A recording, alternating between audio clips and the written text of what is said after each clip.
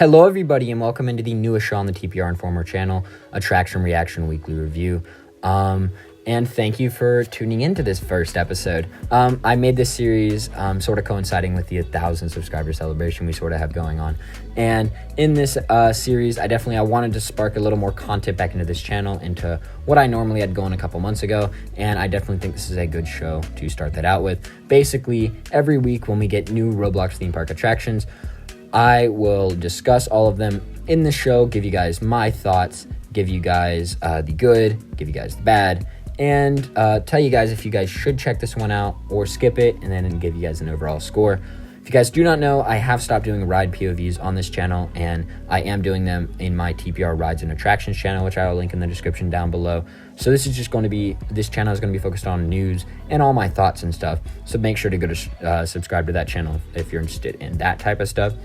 I basically just bring that up so you guys know where to check out the rides and attractions if you guys want to compare the ride and attractions that I talk about during or after you watch this video to sort of see what I am talking about.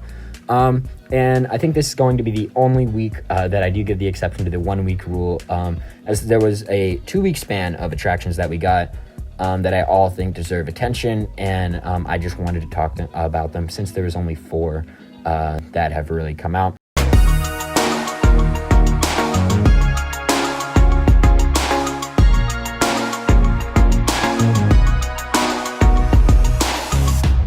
And to start off that list, I'm going to jump right in with the Twilight Zone Tower of Terror from Coaster Force. So this attraction was the last major Roblox theme park attraction for 2020. It came out on December 31st, 2020, and it was announced in mid-December, and it was also shown to us that Coaster Force has been working on this for 3 years, so this is definitely a passion project for him. And I definitely think it was not disappointing at all.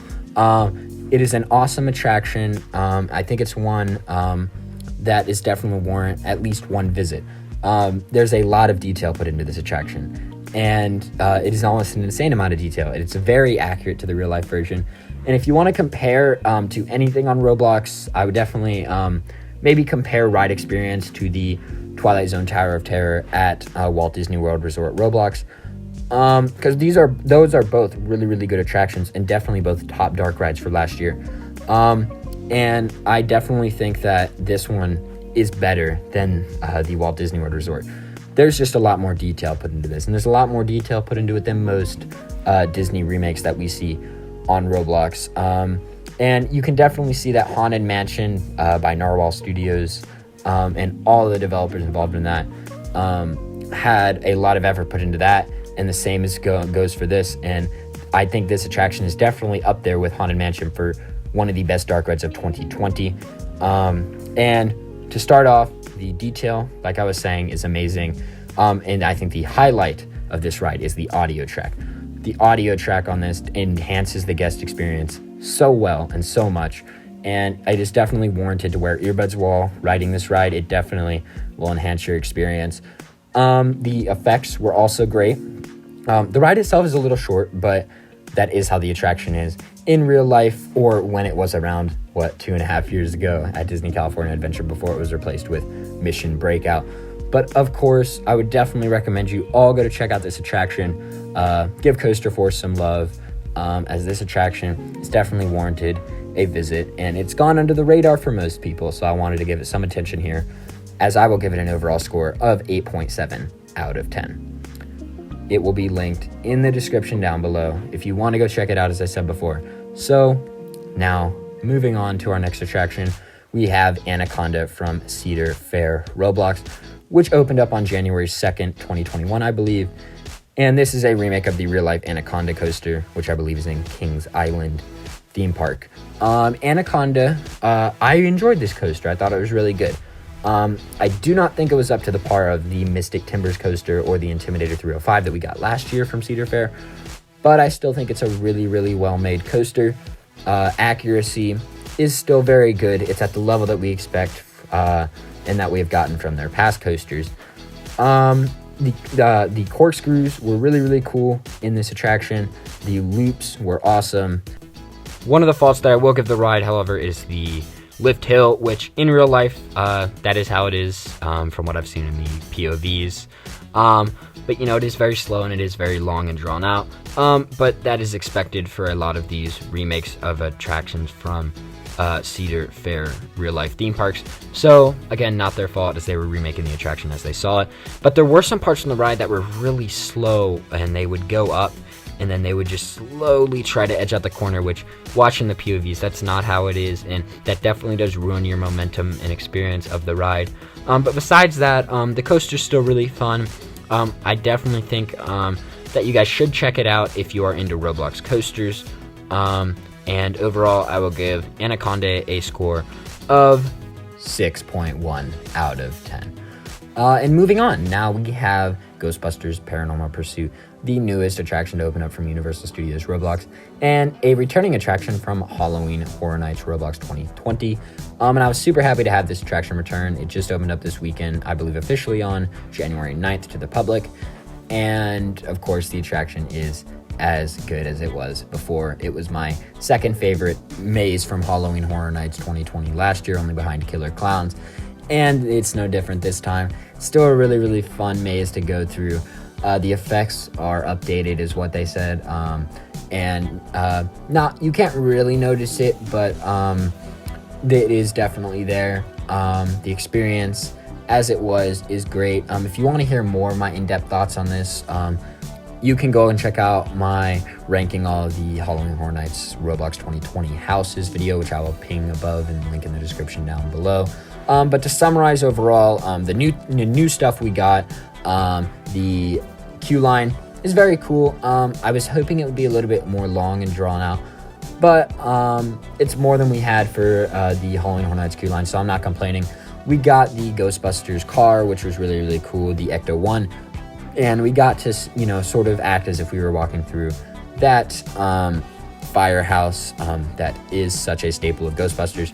But still not a lot there, but basically what we saw in that preview photo is kind of what we get.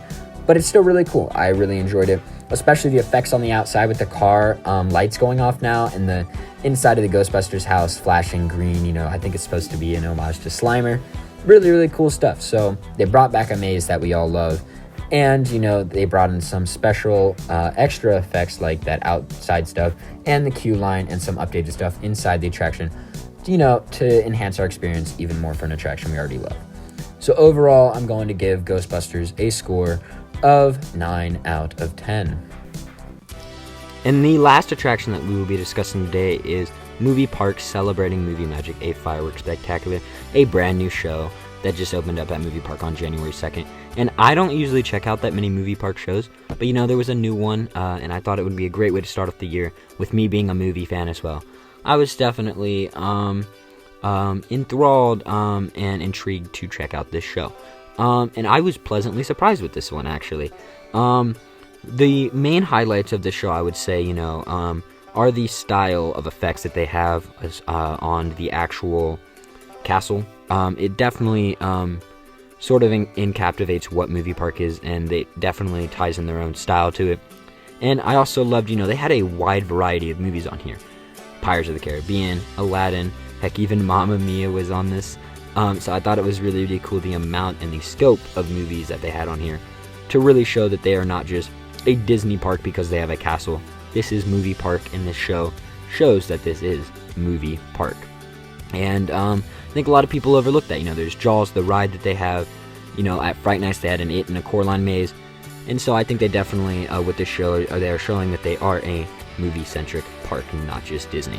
And there was a lot of theater stuff tied in with this show, as I know a lot of people know that a lot of people in the Movie Park group really love theater.